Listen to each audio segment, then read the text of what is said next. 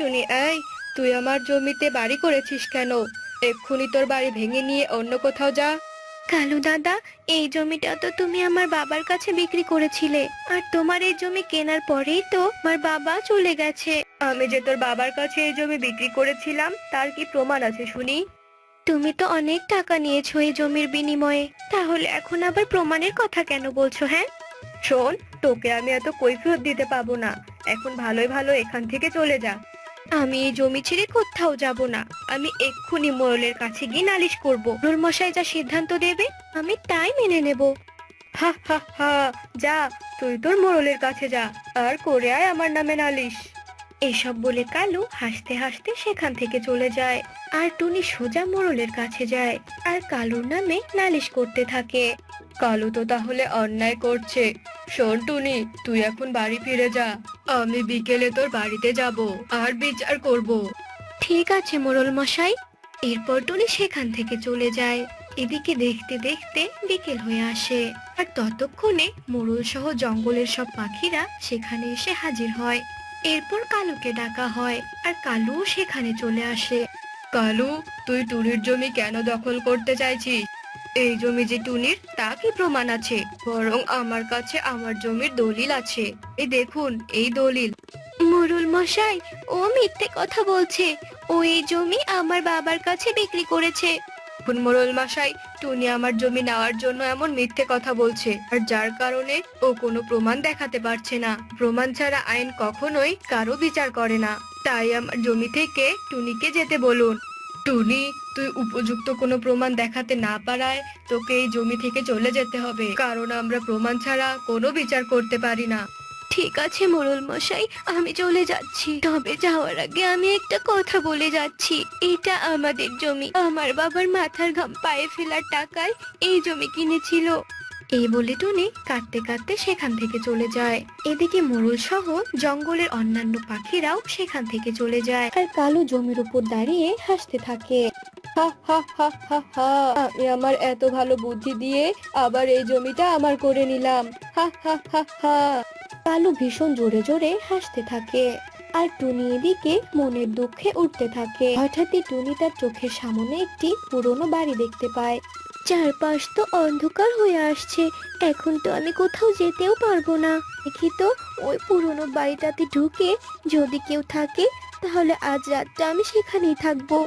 টুনি গুটি গুটি পায়ে পুরনো বাড়ির ভেতর ঢুকে পড়ে, কিন্তু কাকতালীয় ভাবে টুনি ভেতরে কাউকেই দেখতে পায় না। শুধুমাত্র ঘরের এক কোণায় একটি ছবি দেখতে পায়, আর যেটা কিনা ছিল টুনির বাবা মায়ের ছবি। মা আর বাবার ছবি এই পুরনো বাড়িতে? এটা তাহলে কার বাড়ি? আর আমার মা বাবা তো অনেক আগেই মারা গেছে। পুরো বাড়িটা আগে আমাকে ভালো করে দেখতে হবে। টুনি পুরো বাড়ি এদিক সেদিক হয়ে দেখতে থাকে। ঠিক তখনই একটা অদৃশ্য আওয়াজ ভাসতে থাকে।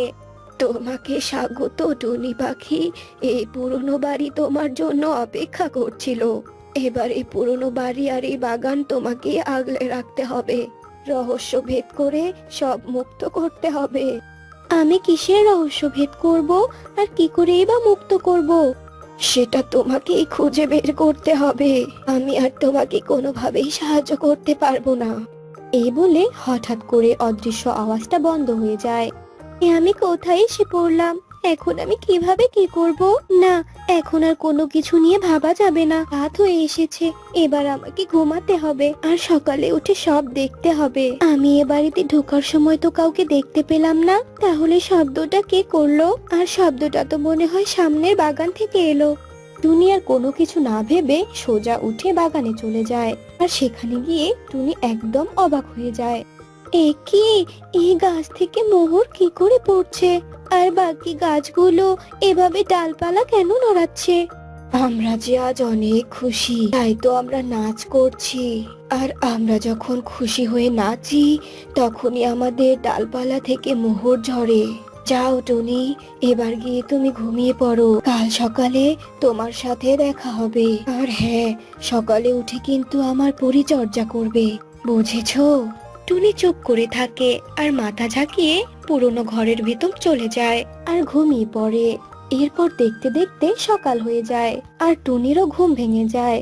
আজ তো আমাকে যত্ন নিতে বলেছিল না, আমাকে এক্ষুনি যেতে হবে। টুনি জলের বালতি নিয়ে বাগানে যায়, কিন্তু সেখানে গিয়ে সে রাতের গাছটাকে আর দেখতে পায় না। এ কি, মোহর দেওয়া গাছটা কোথায় চলে গেল? মোহর দেওয়া গাছ যে তোমার বাগান থেকে চুরি হয়ে গেছে। কিন্তু কে চুরি করে নিয়ে গেছে? দুটো ডাইনি পাখি এসে ওই গাছকে চুরি করে নিয়ে গেছে। এবার তোমাকেই উদ্ধার করতে হবে সেই গাছ। কিন্তু আমি কিভাবে উদ্ধার করব? আর ওরা কোথায় আছে সেটাও আমি জানবো কি করে? তবে শোনো, তুমি হলে রকিটোনার নাতনি, আর ওই রকিটোনা ছিল অনেক জাদুবিদ্যা সম্পন্ন। কিন্তু তোমার মা বাবা সেটা একদম পছন্দ করতেন না, যার কারণে তোমার বাবা মা তোমার দাদুকে রেখে চলে গিয়েছিল।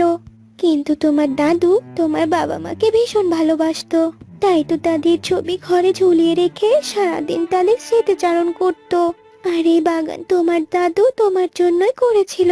আর ওই মোহর দেওয়া গাছটা ছিল তোমার দাদুর আত্মা, কারণ তিনি মারা যাওয়ার পর আত্মা হয়ে ওই গাছে ছিল।